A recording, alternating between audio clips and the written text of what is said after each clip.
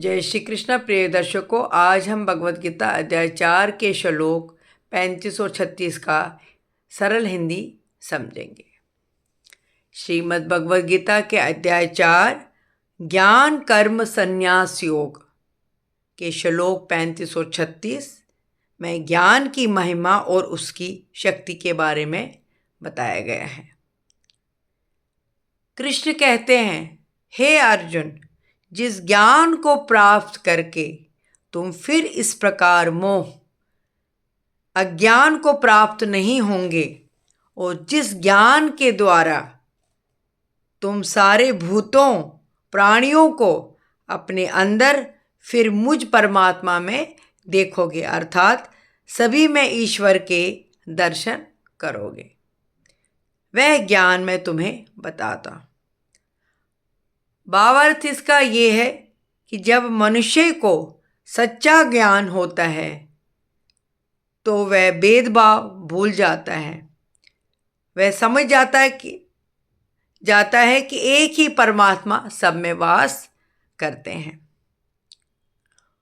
उदाहरण के लिए मैं आपको ऐसे समझाऊंगी कि एकता का भाव, जैसे एक सुनहार को पता है कि आभूषण, अंगूठी, हार, कंगन अलग अलग दिखते हैं, वास्तव में सब सोना ही है। वैसे ही ज्ञानी व्यक्ति समझता है कि शरीर अलग अलग है, लेकिन सबके भीतर एक ही परमात्मा का वास है, यानी कि सबके भीतर एक ही परमात्मा आत्मा है। श्लोक 36 में कृष्ण कहते हैं, यदि तुम अन्य सभी पापियों से भी अधिक पाप कर लेते हो तो भी तुम ज्ञान रूपी नौका द्वारा निस्संदेह पाप रूपी समुद्र को पार कर जाओगे। भावार्थ ये है कि भगवान कह रहे हैं कि ज्ञान इतना शक्तिशाली है कि वह आपके पुराने से पुराने और बड़े से बड़े पापों को भी नष्ट कर सकता है। उदाहरण मैं आपको वाल्मीकि जी की कहानी से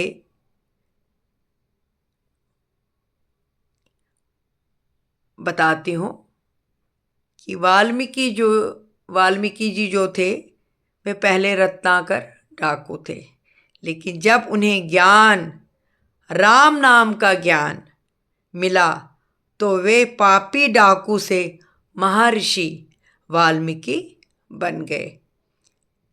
ज्ञान ने उनके पापों को धो डाला, यानी उनके जितने भी पाप थे, जब उन्हें ज्ञान आया तो सब उनके पाप नष्ट हो गए।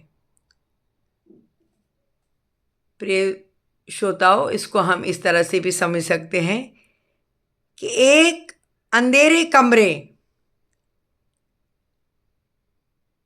मतलब पाप या अज्ञान जिसको हम बोलेंगे, चाहे कितना भी अंधेरा हो, जैसे ही आप एक माचिस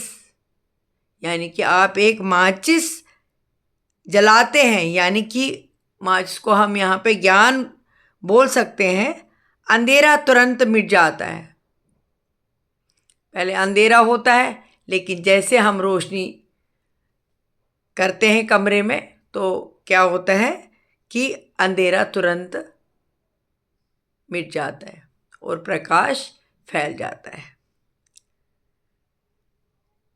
इन दोनों श्लोकों का सार ये है कि ज्ञान ही सबसे बड़ा पवित्र कारक है।